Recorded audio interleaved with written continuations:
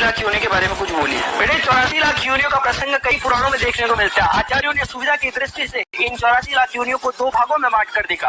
पहला यूनिट, दूसरा अयूनिट। यूनिट वे प्राणी है जो दो जीवों के संयोग से यानी कि सेक्सुअल रिप्रोडक्शन के थ्रू उत्पन्न होते हैं, जबकि अयूनिट वे प्राणी है जो द्विविखंडन यानी कि बाइनरी फ्यूजन के द्वारा उत्पन्न होते हैं, जैसे कि अमीबा। इसके अतिरिक्त प्राणियों को स्थूल रूप से उनके निवास स्थान के आधार पर तीन भागों में बांट कर देखा गया। जलचर जल में निवास करने वाले, थलचर भूमि में विचरण करने वाले और नभचर आकाश में विहार करने वाले प्राणी। इन्हीं तीन प्रकार के प्राणियों को उनकी उत्पत्ति के आधार पर चार भागों में बांट कर देखा गया। जरायुज माता के गर्भ से उत्पन्न, अंडज अंडों से उत्पन्न, स्वेदज निष्कासित पदार्थों अथवा श्वेत यानी पसीने से उत्पन्न और उद्भिद यानी कि पृथ्वी से उत्पन्न प्राणी। पद्म पुराण के 78वें अध्याय के श्लोक नंबर 5 में लिखा है, जलज नव लक्षाणी स्थावर लक्ष्य भविष्यति क्रमयो रुद्र संख्यक पक्षिणाम 10 लक्षणम त्रिंशत लक्षाणी पशु चतुर लक्षाणी मानव। इसके अनुसार 9 लाख जलचर, 20 लाख स्थावर यानी कि पेड़ पौधे, 11 लाख कीड़े मकोड़े, 10 लाख पक्षी और 4 लाख मानव और समतुल्य योनियां मिलकर के 84 लाख योनियों का निर्माण करती है। इस श्लोक के माध्यम से अक्षरशः अथवा प्रतीकात्मक रूप से जीव जंतुओं की ऐसी प्रजातियों का उल्लेख किया गया है जिनकी संख्या 84 लाख है, जो यह बताती है कि आत्मा को जन्म, मृत्यु और पुनर्जन्म से होते हुए मनुष्य योनि को प्राप्त करने के लिए कितने चक्रों से गुजरना पड़ता है। कुल मिलाकर मेरे दृष्टि में प्रत्येक मनुष्य को यह प्रश्न अपने आप से पूछ कर कि मैं कौन हूँ और मेरे जीवन का उद्देश्य क्या है,